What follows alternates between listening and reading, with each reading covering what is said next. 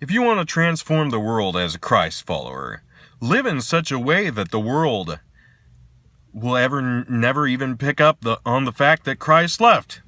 It's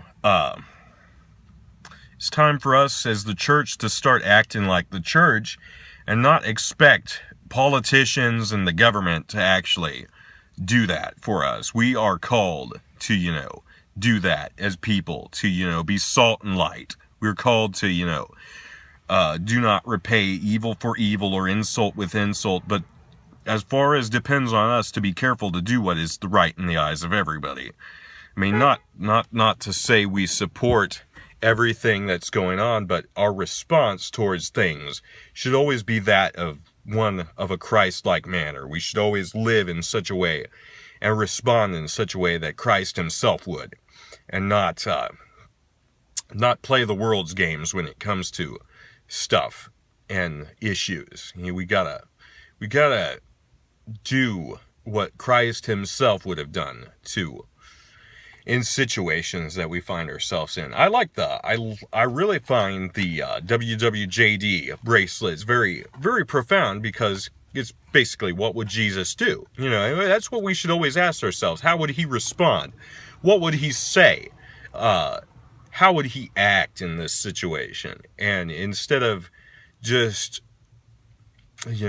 expecting others to do that, we got to individually do that ourselves and live in such a way that, the world has no reason to point the finger at us. Jesus talked about remove the speck from the log from your own eye before you look at the speck in your brother's eye. And we're called to make a difference in society.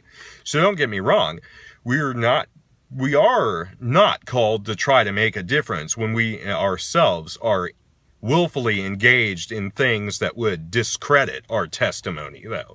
We got to examine our hearts daily and our lives and say, is there anything in my life that would make my testimony not as credible? That's the key question,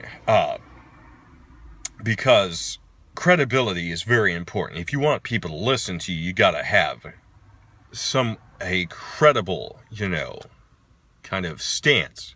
You can't just expect people to listen to you when you're doing the very same things you're telling them not to do, or telling them that the Bible says not to do. We're called to live our lives as strangers here in reverent fear. We're not called to, we're called to be in the world, but not of the world. So that's my challenge, I guess, today for other followers of Christ as well as myself. It's a personal challenge I try to keep in the back of my mind, or at the forefront of my mind, and try to. Hopefully, this might inspire others to try to do the same. God bless. Have a great day. Bye.